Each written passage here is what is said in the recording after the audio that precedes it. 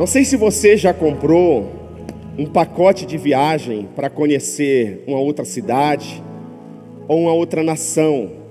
Mas se você já comprou através de uma agência de viagem, geralmente o agente, o vendedor, ele faz questão de mostrar vídeos para você daquele lugar, é ou não é?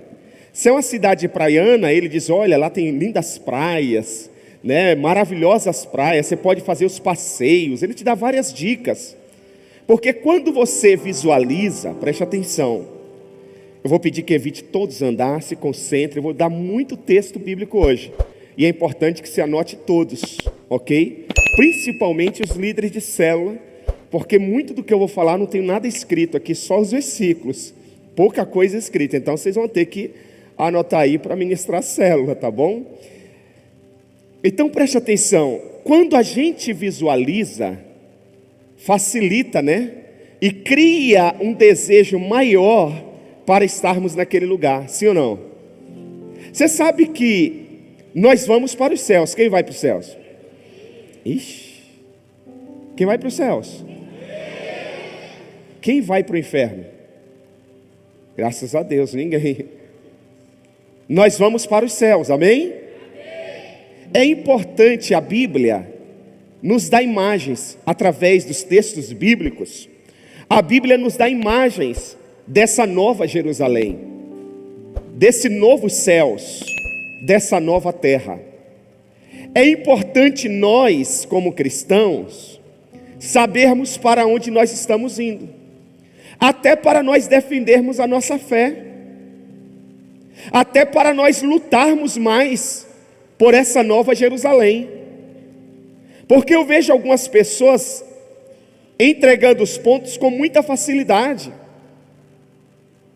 Qualquer situação, qualquer chateação, qualquer não, faz a pessoa desistir do Evangelho.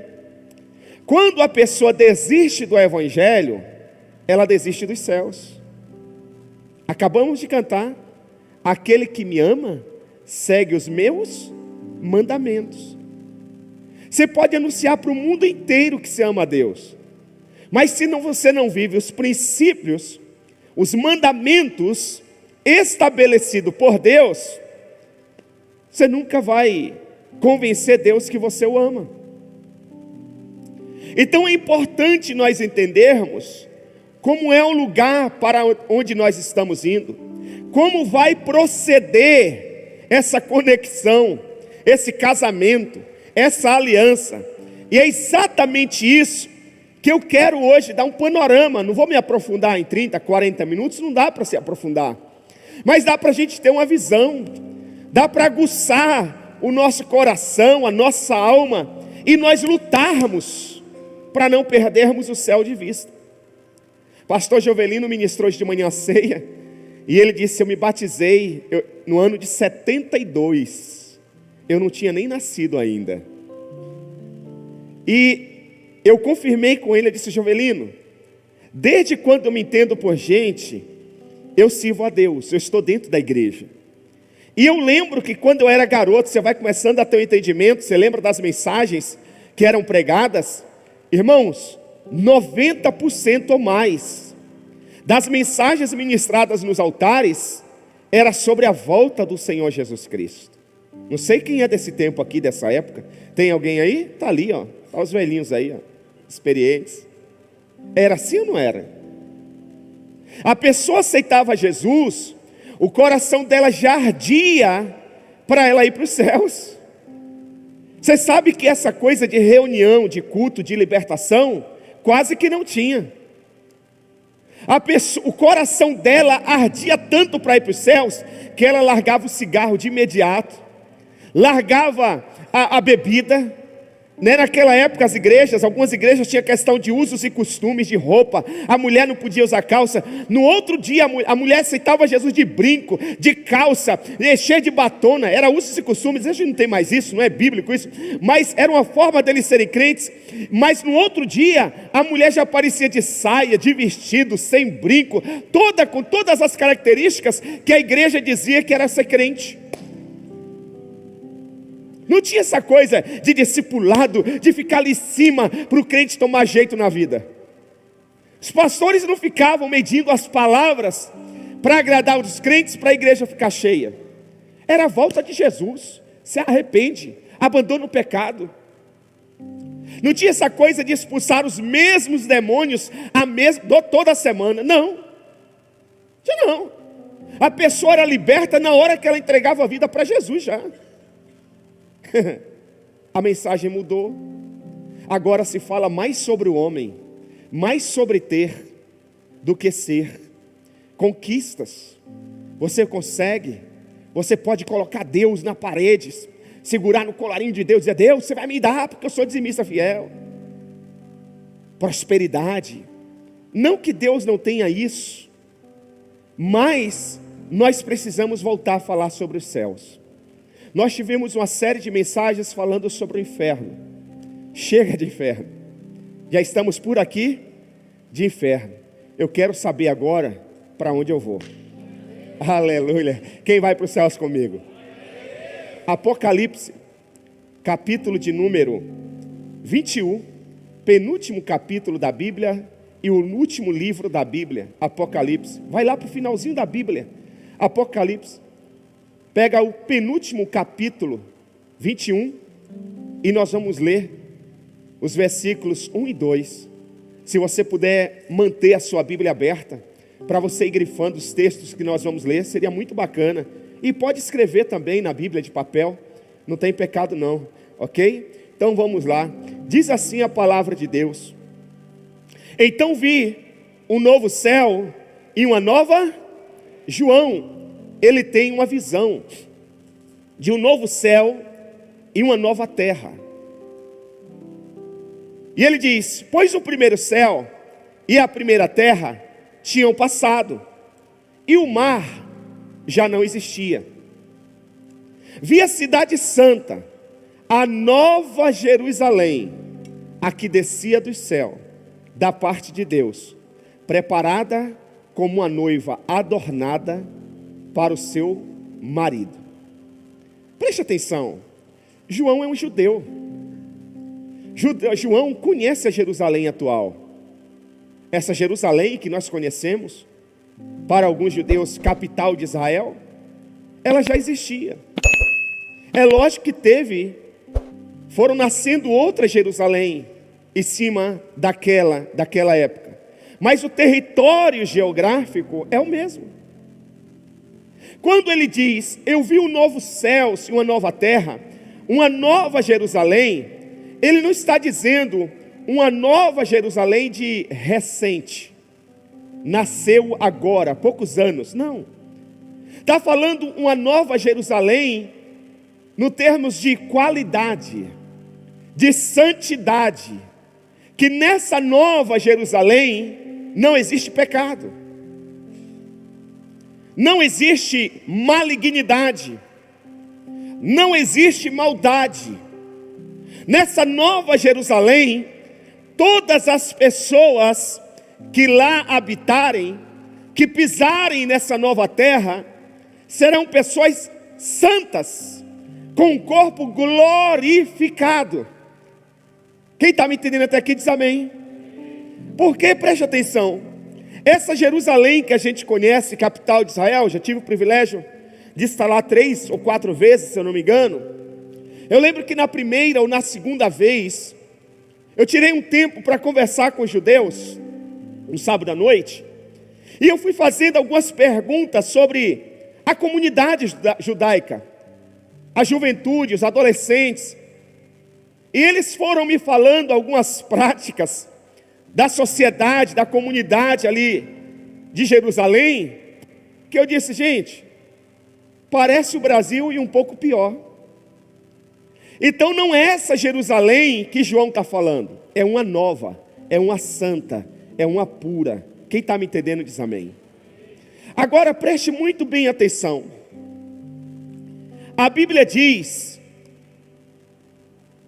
a Bíblia fala sobre o novo céu e uma nova terra. E esse novo céu e essa nova terra vem antes de Apocalipse.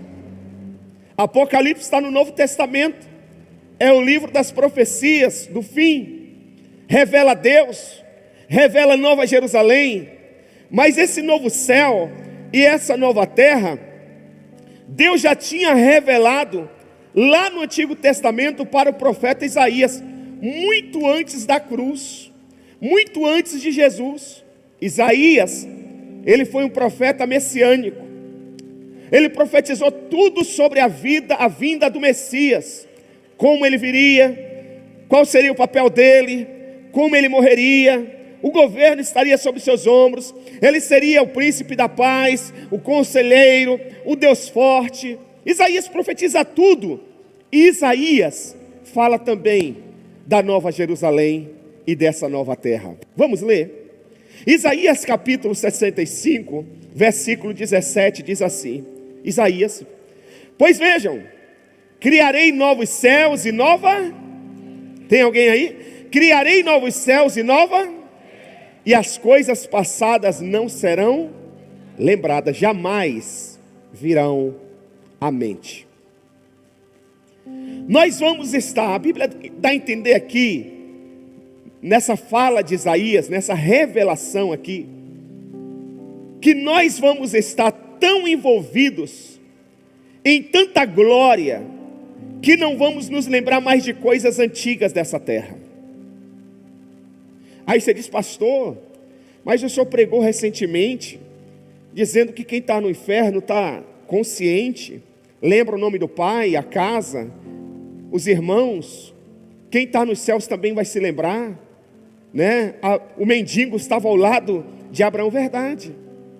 Mas quando Isaías diz que não se lembrarão, é que não haverá dor, não haverá lamento. Por exemplo, eu vou reconhecer a minha mãe lá nos céus, minha avó, vou. Mas preste atenção, se de repente uma pessoa muito querida não estiver lá e eu lembrar dela, eu falar, puxa, deixa eu ver se fulano está aqui nos céus, e ela não estiver, eu vou saber que ela não está, mas isso não vai me gerar tristeza, isso não vai me gerar dor, porque a Bíblia diz que lá não tem dor, lá não tem tristeza, lá não tem sofrimento.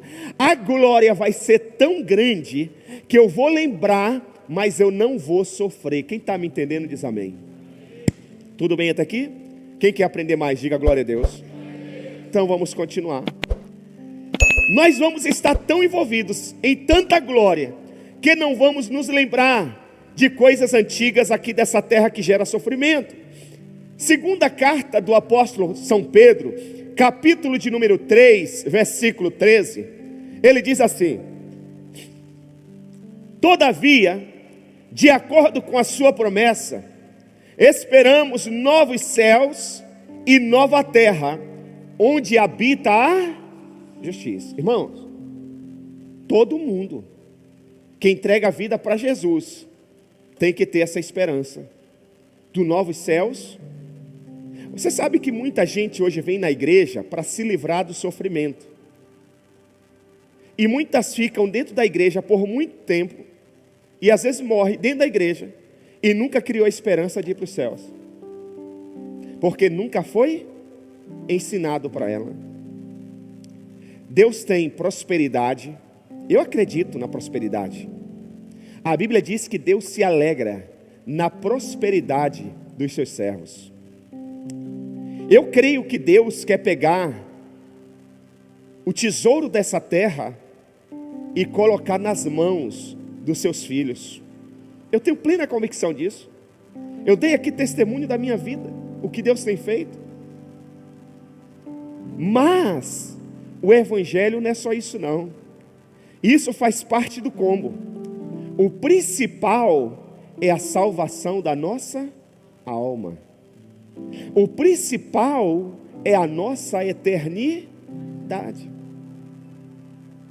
Um homem queria ter um tempo comigo essa semana, um homem muito bem conceituado, muito rico, fazendeiro, tem muitos empreendimentos aqui em outros estados também.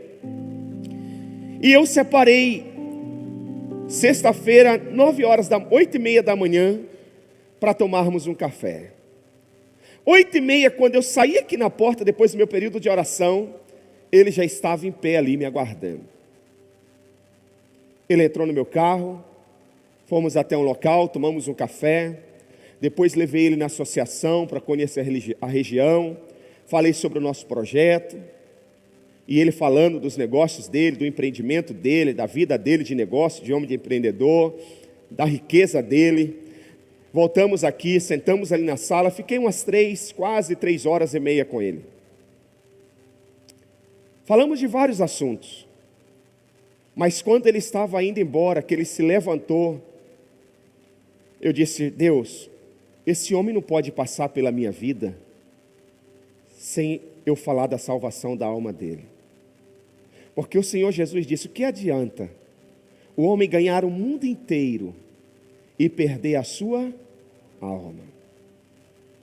O que adianta o homem ser musculoso, ter muitos negócios, ser bonito, formoso, ser muito inteligente, ter toda a riqueza dessa terra e perder a sua alma? Jesus disse isso.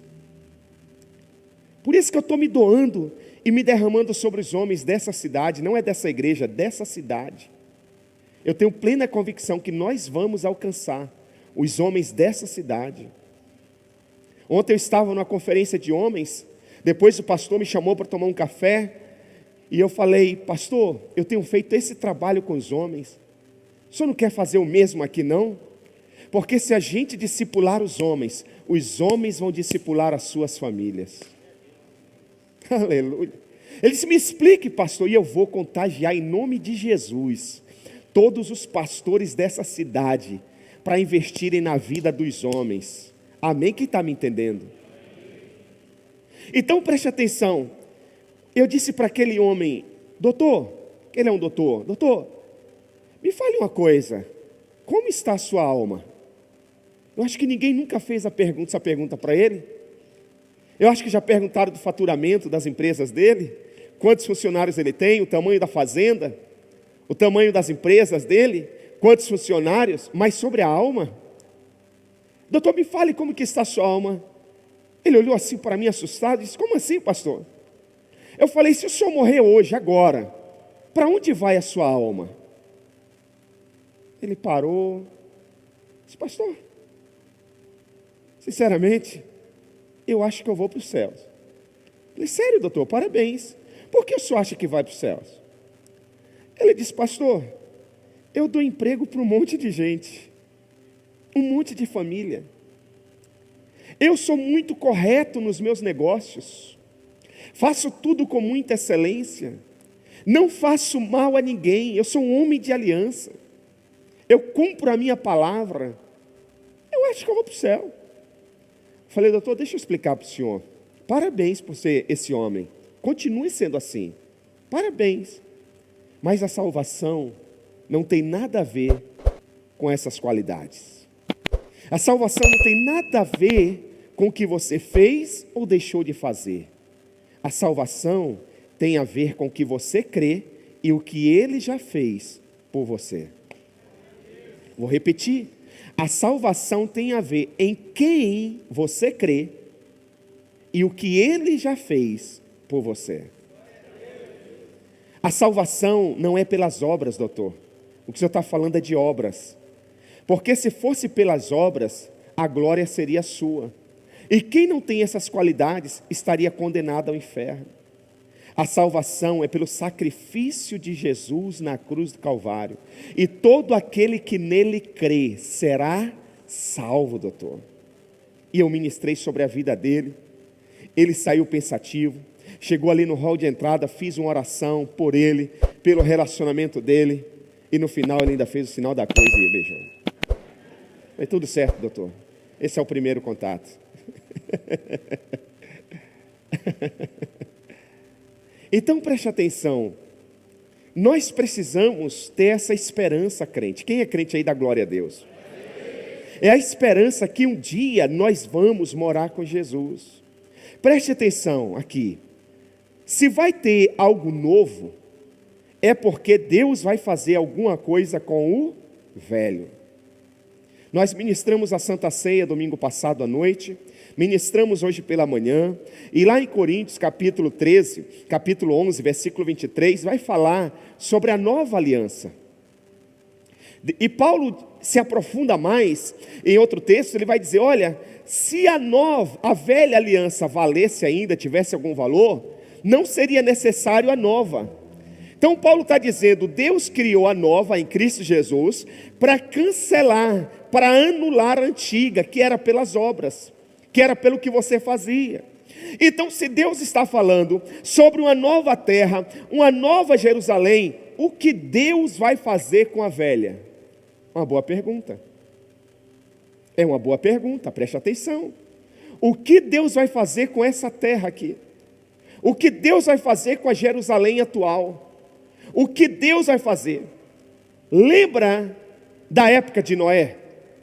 Quem lembra da época de Noé? Da arca de Noé? É para você lembrar, porque a nossa igreja por fora parece uma arca. A Bíblia diz, olha aqui, que Deus deu livre-arbítrio para o homem. E Deus, ele não volta atrás na sua palavra. Se ele disse que o homem é livre para fazer o que quiser. Por mais que isso doa no coração de Deus, dependendo do que o homem faça, ele é fiel à sua palavra. Deus nunca vai interferir nas suas decisões. É importante você entender isso. Deus chama Josué e diz, Josué, meu servo Moisés morreu. De verdade, Josué, eu só vejo um cara no meio de 3 milhões de pessoas para levar esse povo à terra prometida. E esse cara é você. Cara muito de Deus, cara muito obediente. Deus deu as instruções para Josué. Lá nas tantas, Deus diz assim para Josué, Josué, veja você e o seu povo, a quem vai seguir, se a Deus ou a Baal. Decida, eu não vou interferir. Se é a Baal, tudo bem. Se é a mim, também tudo bem. Deus, ele não vai interferir nas suas decisões. E decisões é algo muito importante na vida de um ser humano. Decisões decidem destino. Decisões decidem destino. Quando eu falo isso, eu lembro de 2009, 2010, quando eu fui enviado para Bragança. Eu era pastor auxiliar e pastor dos jovens, e tinha outras funções lá, em uma mega igreja. Para você ter uma ideia, no domingo passava aproximadamente, somando todos os cultos, 15 mil pessoas.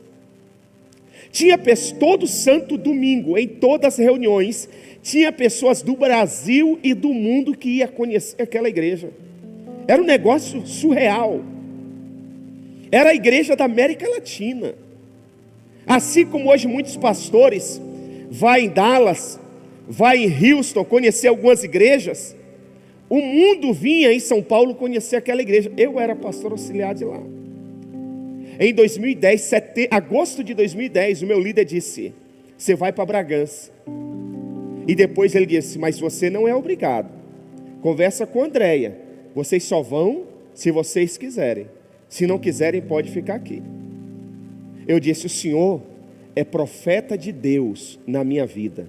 O Senhor é boca de Deus na minha vida. O Senhor disse que Deus falou com o Senhor hoje à tarde. E se Deus falou com o Senhor, quem sou eu para ir contra a vontade de Deus? Irmãos, eu vim para Bragança. A igreja aqui, falo isso com alegria e com tristeza. Alegria porque a igreja aqui começou a crescer. E a de lá começou a decrescer. Quer resumindo a história? Hoje aquela igreja, ela não existe mais. Você imagina se eu tivesse falado, não, eu quero ficar aqui. Porque tudo está funcionando. Eu sou querido, eu sou aplaudido, eu moro bem, eu lidero milhares de jovens, eu tenho programa em televisão, eu faço programa de rádio, eu dirijo os principais cultos. Hoje eu estaria sem pastorear talvez. A minha história hoje da minha família talvez seria totalmente diferente do que nós vivemos hoje. Porque decisões decidem destino. É muito importante mas Deus não vai interferir nas suas decisões. Por que o senhor está falando isso, pastor? Porque na época de Noé, a Bíblia diz que a sociedade da época se perverteu tanto, que Deus chegou ao ponto de se arrepender por ter criado todos os seres viventes. E Deus disse: eu vou destruir essa terra, eu vou destruir todos os seres viventes que eu criei. Aí entra a história da arca, e veio a história do dilúvio. Você sabe que por muitos anos os cientistas, a ciência refutou essa história da arca e do dilúvio. Mas hoje, você pode pesquisar isso, hoje eles já estão dando evidências da arca e do dilúvio. E a Bíblia diz que a água, ela vinha não só de cima, ela também brotava de baixo. E você sabe que hoje, segundo os estudiosos, já é comprovado isso, existe mais água debaixo da terra do que em todo o oceano. Em todo o oceano. A Bíblia diz que no dilúvio brotava água da terra e vinha água dos céus, acabou com tudo. Mas a Bíblia diz que Deus olha para a terra e vê graça em um homem chamado Noé. E Deus pega essa família. Você já leu a biografia da família de Noé? A Bíblia diz assim, olha, essa é a história da família de Noé. Essa é a história da família de quem? Então Deus agora vai falar sobre a história de uma? Deus vai falar sobre a história de uma? Não, de um homem. Porque a família depende do homem. A Bíblia diz assim, essa é a história da família de Noé. Noé era um homem íntegro, reto, temente a Deus e se desviava do mal. Porque a história da sua família depende do seu posicionamento, homem. Deus não diz assim, essa é a história de Noé, a mulher de Noé era encrenqueira, a sogra de Noé era uma jararaca, os filhos de Noé eram pá virada. Não, essa é a história da família de Noé. Noé era, e eu espero que o dia, quando Deus reescreveu, se for, não sei, escreveu uma nova Bíblia, ou for falar alguma coisa dessa geração para alguém, ele possa dizer, essa é a história da família do Isaac. O Isaac era um homem temente a Deus. Essa é a história da família do Eric. O Eric era um homem temente a Deus, se desviava do mal e íntegro. Ei, homem, a sua família depende mais de você do que você imagina. Você está reclamando da sua esposa? Dos seus filhos que são desobedientes? Está aqui. Essa é a história de Noé. Essa é a história da família de Noé. Noé era. Se você se posicionar, Deus muda toda a história da sua família. Então preste atenção aqui. A Bíblia diz que Deus destruiu a cidade, a terra, todos os seres viventes. Em Gênesis capítulo 9, versículo 15, parte B, diz assim: nunca mais as águas se tornarão um dilúvio para destruir toda forma de vida. Deus prometeu, lembra do arco-íris? O símbolo da aliança? Lembra disso? Deus disse, nunca mais o mundo será destruído, a terra será destruída pelo dilúvio. Mas preste atenção, Deus não está falando que não vai destruir outra vez. Ele está falando que não vai destruir com dilúvio. Mas tem fogo. Vamos ler o texto? E hoje já é comprovado que tem fogo também debaixo da terra. Olha como a Bíblia é linda. Olha como a Bíblia é linda. 2 de Pedro, capítulo de número 3, versículo 7 diz assim: pela mesma palavra, os céus e a terra que agora existem estão reservados para o fogo, guardado para o dia do juízo e para a destruição dos ímpios. Vamos ler o texto de novo.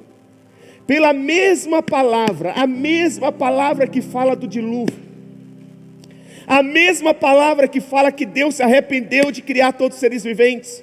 Tamanha era a maldade, Está dizendo pela mesma palavra, os céus e a terra, que agora existem, essa terra, estão reservadas quero ouvir vocês, para o fogo, guardado para o dia do juízo e para a destruição dos ímpios. Às vezes quando a gente vê essa palavra ímpio, a gente imagina que é uma pessoa que mata, que destrói, que esfaqueia. Não, também é. Mas no original, a palavra ímpio tem a ver com a pessoa incrédula, zombadora, uma pessoa que não acredita na palavra de Deus e no agir de Deus. Essa é uma pessoa considerada ímpia na palavra de Deus. Por isso que você tem que ter muito cuidado com o seu rol de amizades. Se são pessoas de fé ou pessoas incrédulas. Porque se for pessoas incrédulas, você está na roda dos escarnecedores. Salmos de número 1. Salmos de número 1. Feliz o homem que não se assenta na roda dos escarnecedores. Está entendendo? Então, mas fala que feliz é aquele que medita na lei do Senhor. Ele será como uma árvore plantada na beira de ribeiros de águas correntes, que dá o seu fruto na época certa e as suas folhas não caem. Medita, ele crê, e porque ele crê, ele lê, porque ele lê, ele pratica. Esse homem, ele é um homem feliz. Olha o que a Bíblia está dizendo. Agora preste atenção. Você diz assim, pastor, então Deus vai destruir essa terra? Vai. Existe fogo debaixo da terra? Existe. O que é uma erupção? É um fogo que está debaixo da terra, que chega à superfície. Agora olha que lindo isso aqui. A ciência só vem comprovar e firmar mais ainda a palavra de Deus. Nós acompanhamos na televisão, nos jornais, esses vulcões, essas erupções. Em algumas nações chega a fechar aeroportos, as pessoas têm que sair da cidade, daquela região. Mas você sabe que já descobriram que todo lugar, todo espaço geográfico que tem esses vulcões, essas erupções, depois que sobe aquelas lavas de fogo e tal, que tem aquele escarcéu, que o fogo abaixa, aí fica aquela crosta, já descobriram que ali, toda a vegetação que tinha ali, nasce outra vez. Só que ela nasce mais pura e rica em todos os seus nutrientes. Pastor, onde o senhor quer chegar com isso? O fogo não está reservado para a terra e para esses céus? Isso quer dizer que quando Deus destruir essa terra, virá um povo para essa terra, que é esse povo aqui, muito mais rico em santidade e em todos os seus nutrientes, porque vai brotar dessa terra santa.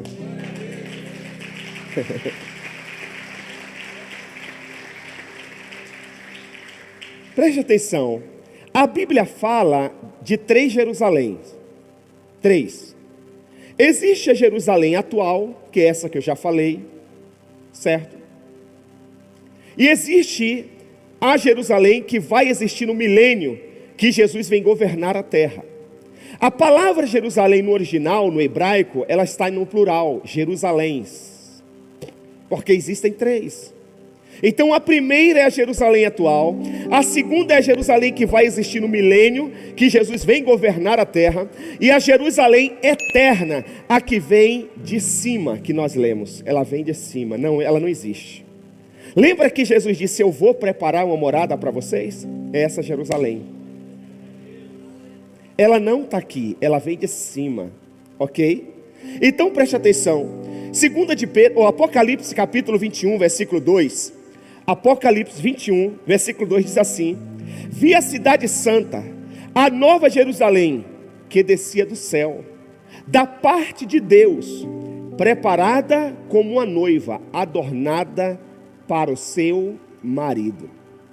Você sabe quem é essa noiva? Quem sabe quem é essa noiva? É a igreja.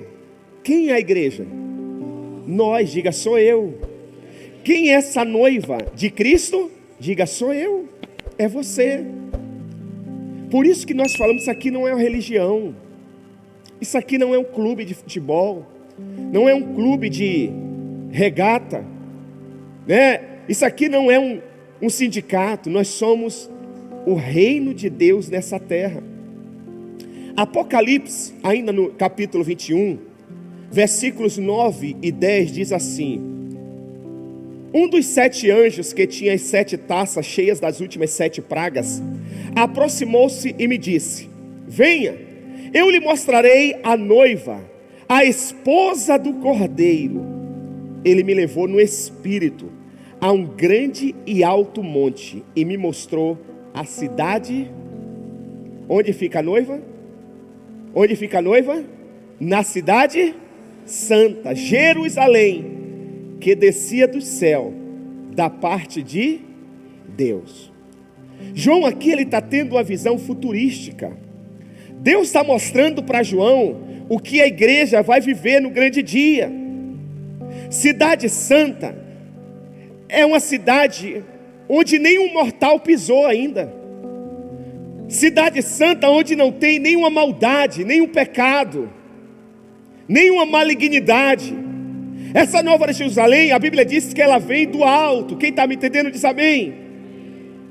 Agora é importante nós entendermos a respeito do casamento judaico, porque talvez quando a gente fala de noiva, fala de casamento,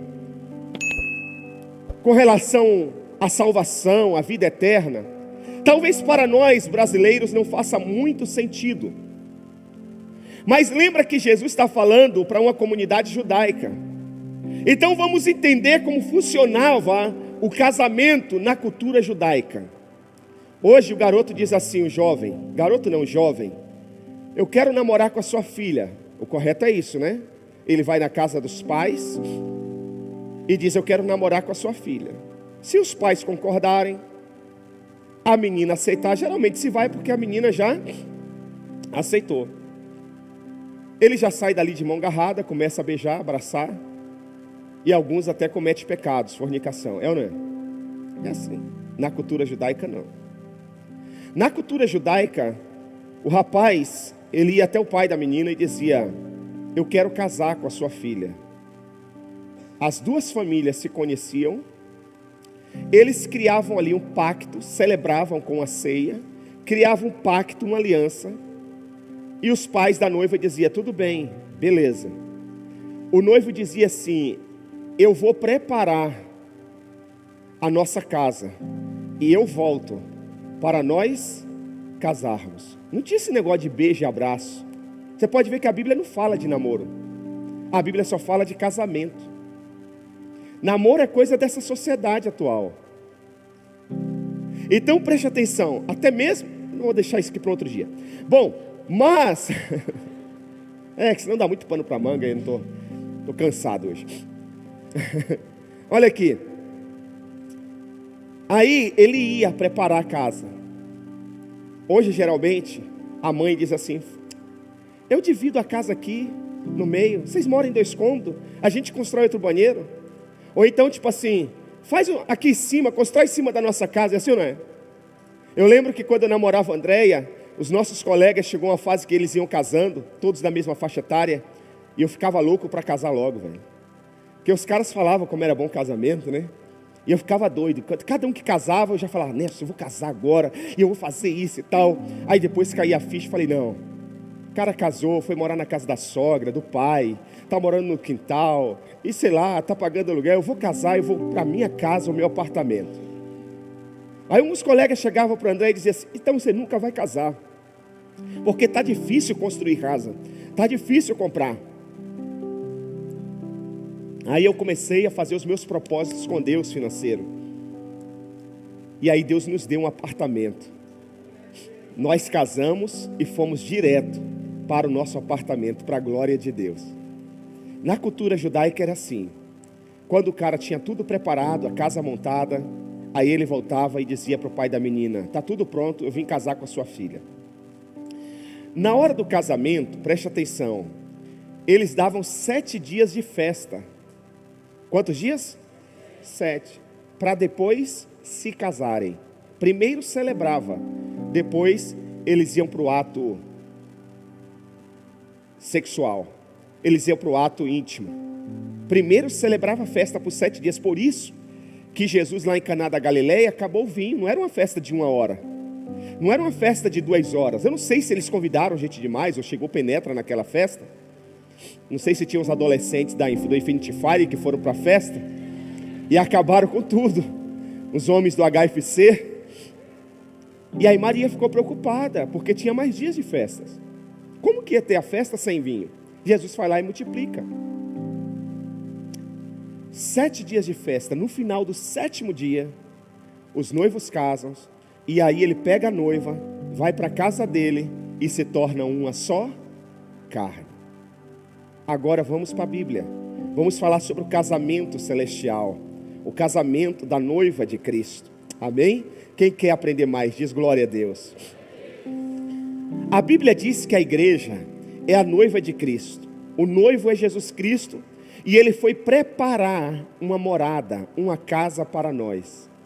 João 14, versículo 1 ao 3 diz assim: não se perturbe, está dizendo o noivo.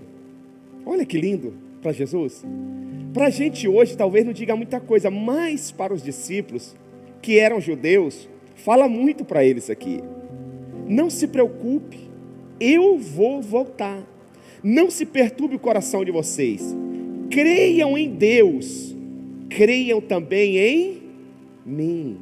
Ouça o que eu estou falando. Na casa de meu pai há muitos aposentos, há muitas moradas. Se não fosse assim, eu lhe teria dito: vou preparar-lhes um lugar.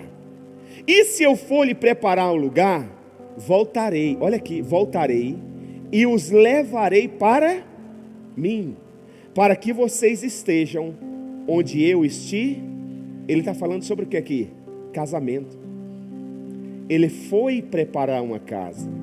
Ele vai voltar para buscar a noiva. Quem é a noiva? Diga, sou eu. Quando o noivo vier nos buscar, aí começa a festa. Na cultura judaica era quantos dias de festa? Quantos dias? No nosso casamento a Bíblia diz que serão 7 anos de festa.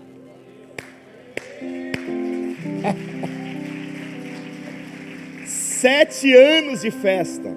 E aqui começa na terra, olha aqui, nós vamos estar na festa. Quem vai estar na festa? Isso é uma questão de fé, gente. Quem vai estar na festa? Nós vamos estar na festa. E aqui na terra, lembra da terra? Que o fogo está preparado para essa terra? Nessa terra começa 7 anos de tribulação. Tem gente que fica preocupado com o anticristo. Eu não vou estar aqui não, gente.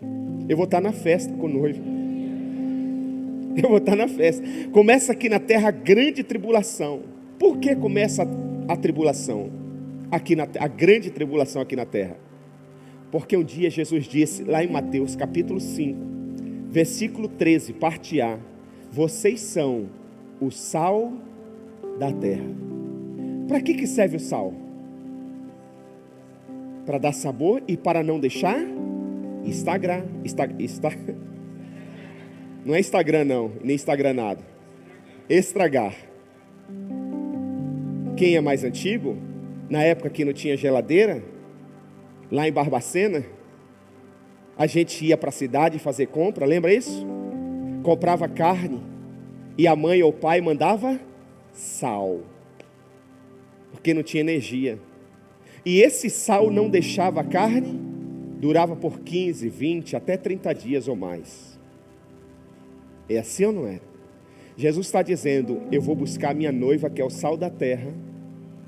Quando a minha noiva estiver lá na festa, essa terra aqui vai ficar totalmente estragada, virá grande tribulação.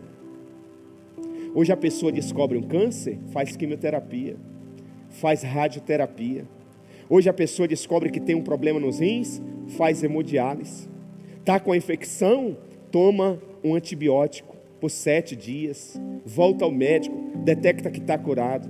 Na grande tribulação, as pessoas vão querer morrer, vão querer ser curadas, e elas não conseguirão. Irmãos, quando a gente tem conhecimento disso, o nosso coração tem que arder para a gente subir para a festa, e tem que ter compaixão para não deixar os nossos entes queridos, nossos amigos, nessa grande tribulação. Pensa na pessoa que você ama. Pensa no patrão, no amigo, alguém que você te ajudou tanto. Você não pode permitir. Você não pode permitir, a escolha é dele. Mas você tem que levar ele ao pleno conhecimento da salvação da alma dele. Ou você crê na palavra de Deus, aqueles que me amam, nós cantamos aqui, segue os meus mandamentos, vive a minha palavra. A gente não pode deixar. Começa aqui na terra a grande tribulação, porque o sal saiu da terra, a luz do mundo já não está mais aqui. Depois desse período de 7 anos de festa e 7 anos de tribulação aqui na terra, vem o casamento da noiva. Lembra? 7 dias de festa, depois vinha o casamento, os noivos se tornavam uma só carne. Depois de 7 anos com Cristo, na Nova Jerusalém, aleluia, com o Pai, o Filho e o Espírito Santo, aleluia, aí a gente desce para Nova Jerusalém, para a Terra Santa. Aí acontece o casamento, para a casa que Ele foi preparar para nós. Ela vai descer, a terra vai estar purificada com fogo, e aqui agora vai habitar eternamente essa Nova Jerusalém, para sempre com o Cordeiro, com o nosso Senhor Deus. Aleluia, aleluia, aleluia. Nós nos tornaremos um com Deus eternamente e moraremos com Ele na Nova Jerusalém, que descerá dos céus. Agora, como que é os céus, pastor? Apocalipse capítulo 21, do versículo 10 ao 18, anote por favor. Diz assim a palavra de Deus, olha que lindo. Ele me levou no Espírito a um grande e alto monte e mostrou-me a cidade santa, Jerusalém, a que descia dos céus, da parte de Deus. Ela resplandecia com a glória de Deus, e o seu brilho era como de uma joia muito preciosa, como jaspe, clara como cristal. Olha que coisa linda. Quem já viu um cristal? Uma joia que brilha tanto ao ponto de ser transparente. Imagina isso. As irmãs compram uma bijuteria, fica toda encantada, que logo vai escurecer. Eu lembro uma vez, eu dei um anel para minha esposa, todo chique, todo bonito. Aí eu não sei se o anel diminuiu ou se ela engordou. Um dia ela colocou o anel e o anel não saía mais, rapaz. E o dedo começou a inchar. Eu disse, ideia, só tem uma saída. A gente ir no corpo de bombeiro e pedir para eles cortarem esse anel. Para que eu fui fazer isso? Cheguei lá com o carrão, era um Vectra era um carrão naquela época. Parei na frente do corpo de bombeiro, desci todo pomposo, disse, meu amigo, bom dia, boa noite, era noite, boa noite. Você pode me fazer um favor? Eu disse, qual, senhor? Minha esposa pôs um anel no dedo e não quer sair. O senhor poderia cortar? Rapaz, pois não, senhor. O cara pegou o alicate, ele fez tuc.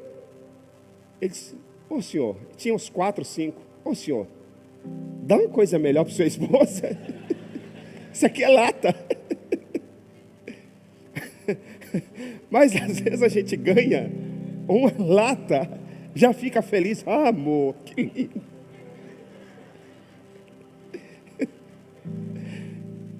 Sabe o que o nosso noivo tem para nós? Aleluia.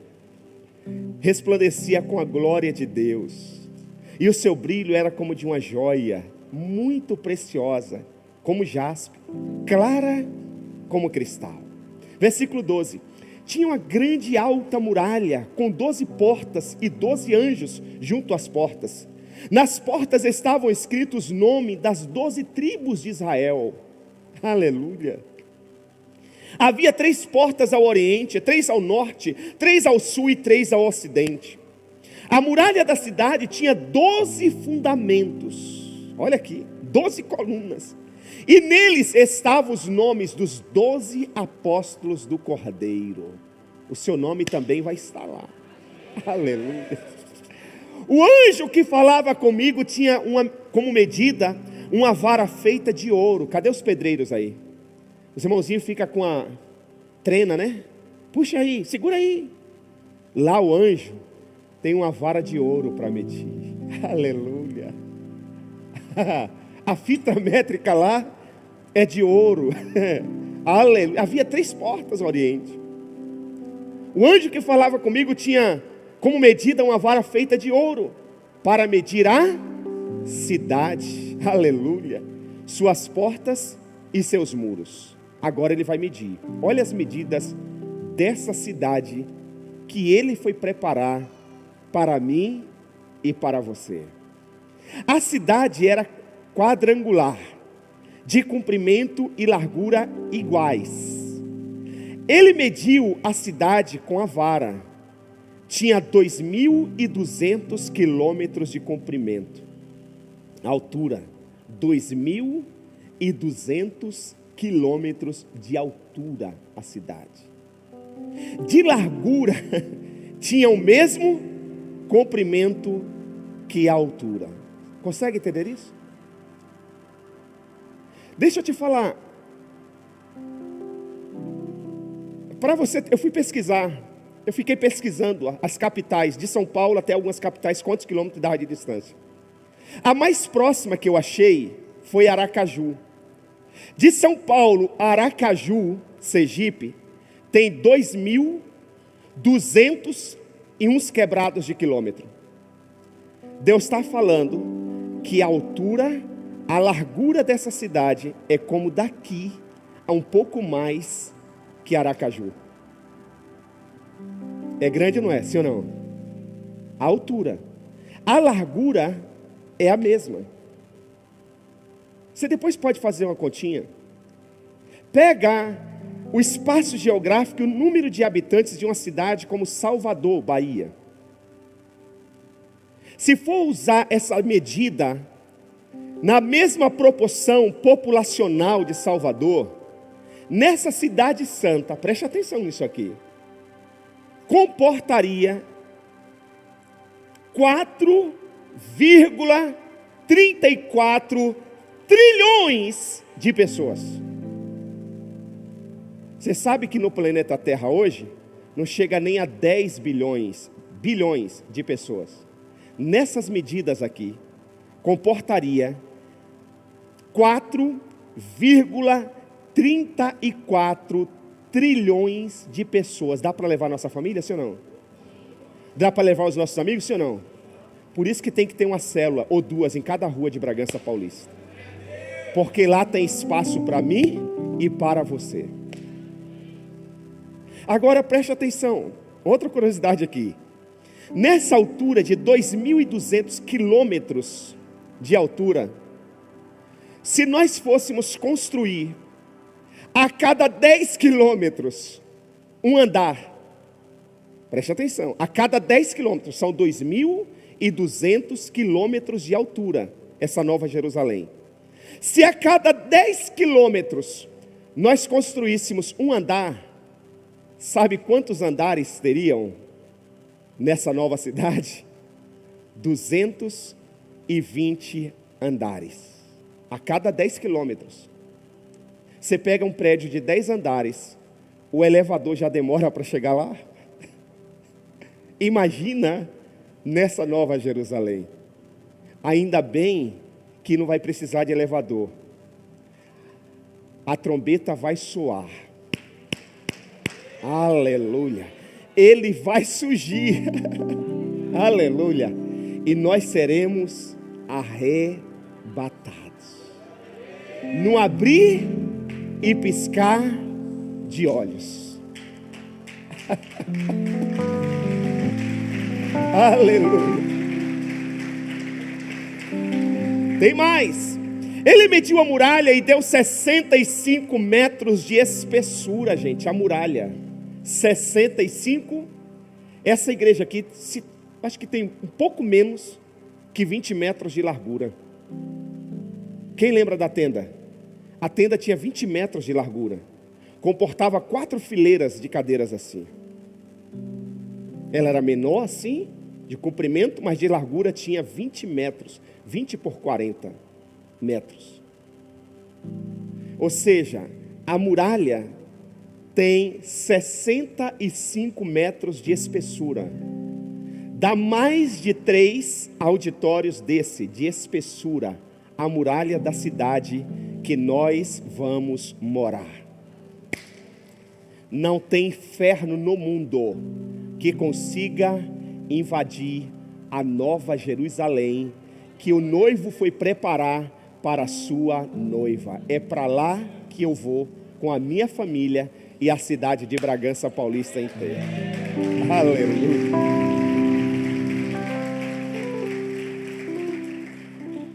Segundo a medida humana que o anjo estava usando. O versículo 18: as muralhas eram feitas de jaspe, e a cidade de ouro puro, semelhante a vidro. Quem já viu isso? Gente, não existe. Não existe ouro transparente, existe ouro brilhante. Mas ouro transparente não existe, mas lá vai ter. Se os homens aqui na terra já ficam loucos por esse ouro, imagina o ouro que papai foi preparar para nós. Você não vai nem pensar, nem lembrar da sua bijuteria lá, minha irmã. Nenhuma das suas joias vai precisar lá. A muralha era feita de jaspe e a cidade de ouro puro, semelhante a um vidro puro.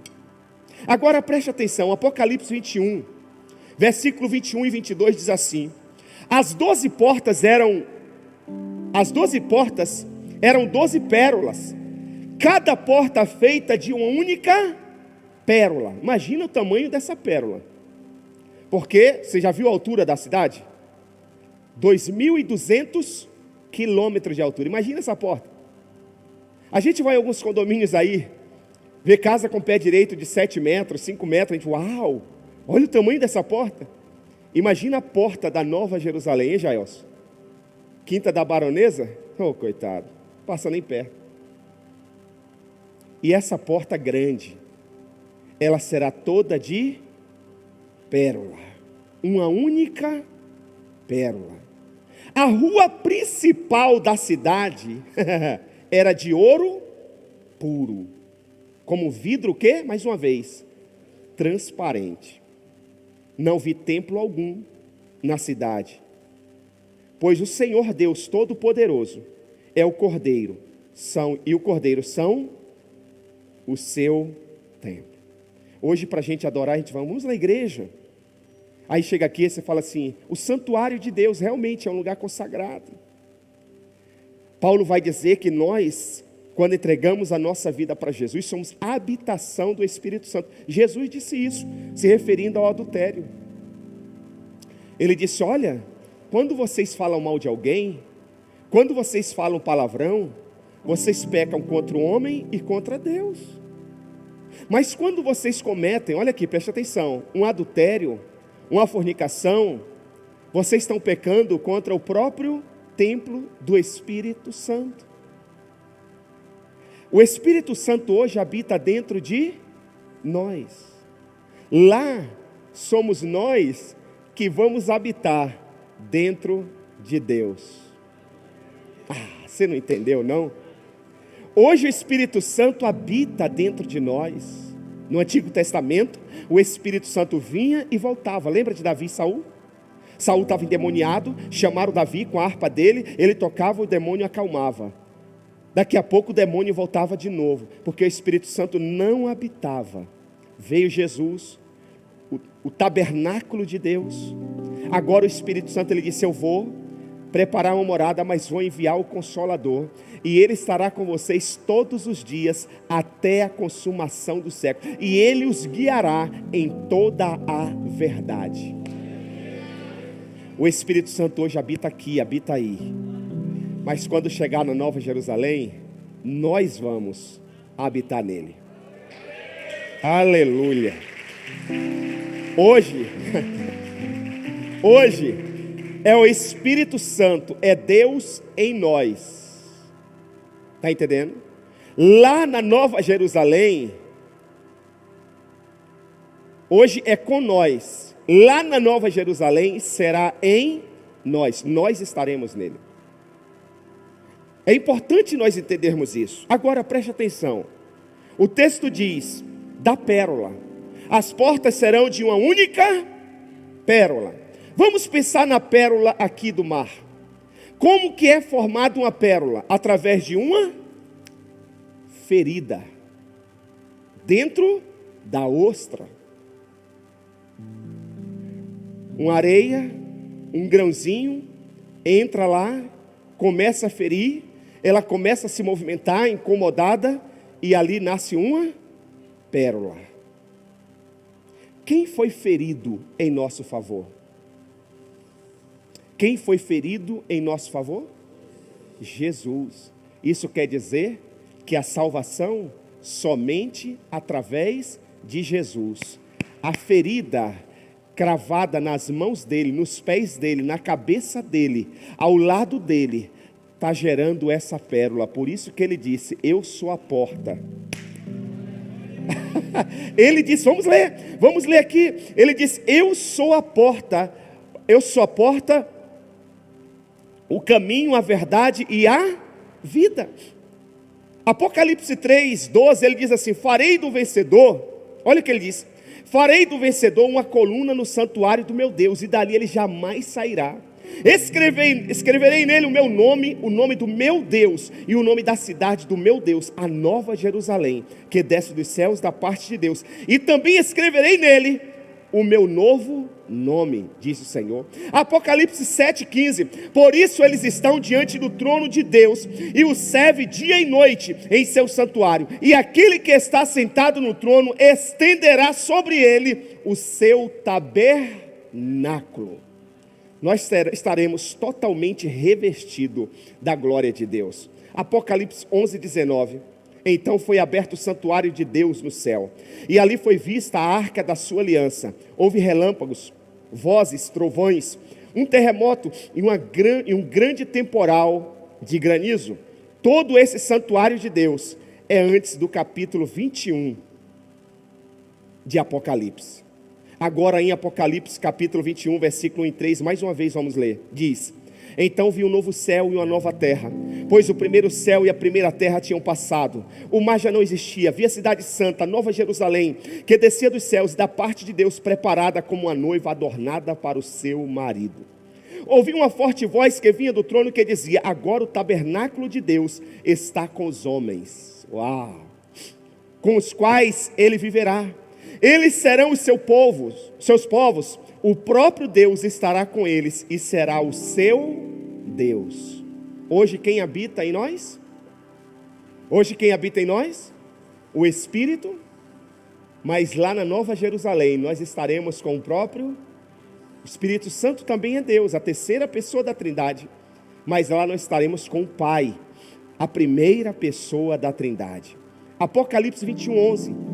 Ela resplandecia com a glória de Deus, e o seu brilho era como de uma joia, muito preciosa como jaspe, clara como cristal. Versículo 23, a cidade não precisa de sol. Olha aqui, gente, a Nova Jerusalém não precisa de... Quem já foi no médico, o médico disse: está faltando vitamina D, você tem que pegar um pouquinho de sol. O sol é necessário, sim ou não? A lua é necessária, sim ou não? Lá não vai precisar. Lá Deus vai dizer assim: sol, lua, vocês já cumpriram o seu papel. Obrigado. Olha aqui, a cidade não precisa de sol nem de lua para brilharem sobre ela, pois a glória de Deus a ilumina, e o cordeiro e a sua candeia. Deus vai dizer: muito obrigado, sol e lua. Eu agora aqui sou o próprio sol, eu sou a própria luz. Aleluia. Versículo 22, não vi templo algum na cidade, pois o Senhor Deus Todo-Poderoso e o Cordeiro é o seu templo. Quando a Nova Jerusalém descer, nós não vamos precisar de nenhum templo, porque Deus é o nosso santuário. Você pode se colocar de pé? Preste atenção aqui. Não ande, tá? Só se coloque de pé, para fazer de conta que está terminando. Quando Adão pecou, criou um buraco, um vazio dentro do homem. Então Jesus Cristo, enviou o Espírito Santo para habitar dentro de nós. Mas aqui na Nova Jerusalém será a nossa habitação. Agora preste atenção, o Evangelho de João 14, versículo 4 ao 6 diz assim. Jesus conversando com os discípulos. Jesus diz assim: vocês conhecem o caminho para onde eu vou? Disse-lhe Tomé: Senhor, não sabemos para onde vais. Como então podemos saber o caminho? Respondeu Jesus: eu sou o caminho, a verdade e a... Ninguém vem ao Pai, a não ser por mim. Versículo 7 e a 9 de João 14, diz assim: se vocês realmente me conhecem, conheceriam também o meu Pai. Já agora vocês o conhecem e o têm visto. Aí entra Filipe em cena, um outro discípulo. Filipe diz: Senhor, mostra-nos o Pai, e isso nos basta. Jesus respondeu: vocês não me conhecem, Filipe? Mesmo depois de eu ter estado com vocês durante tanto tempo? Quem me vê, Filipe, vê o Pai. Como você pode me dizer, mostra-nos o Pai? Jesus fica indignado. Irmãos, por isso que a gente precisa aprender sobre os céus, sobre a nossa morada. Porque se Jesus ficou indignado aqui com Filipe, imagina com a gente. Filipe ficou aproximadamente 3 anos e meio com Jesus. Tem gente aqui que já está 30, 40 anos servindo a Deus. Tem irmãos aqui que já está com 5, 7 anos servindo a Deus. Nós precisamos entender sobre a nossa morada. E eu quero perguntar aqui: quem quer ir para os céus? Não, quem quer ir para os céus? Para ir para os céus, é somente através de Jesus. Ele disse: eu sou o caminho, a verdade e a vida. E tem que conhecer intimamente esse Jesus. Hoje nós estamos com Deus. Na Nova Jerusalém, nós estaremos em Deus. Ele será o santuário. Nós estaremos nele, adorando, prostrado aos seus pés, eternamente. Feche os seus olhos.